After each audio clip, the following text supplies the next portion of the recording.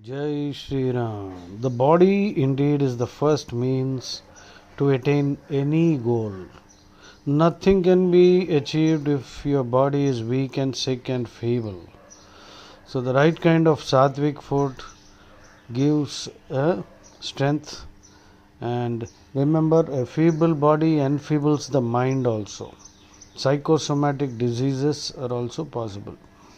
So, the right kind of food is needed, essential, to acquire a sturdy body which is disease free, and then only you can achieve anything worthwhile in life.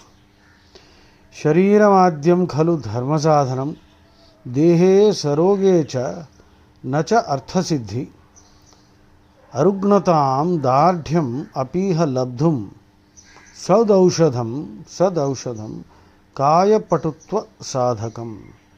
Dehe saroge, in a sick body, nacha artha siddhi, attainment of any objective. Iha labdhum, in order to have. Arugnatam, disease free, absence of illness. Dardhyam api, sturdiness, dardhyam, being rugged, tough like a commando. Sadaushadham, right food. Right food is the best medicine. If you eat food like medicine, you will not have to consume medicine like food. Kaya patutva sadhakam.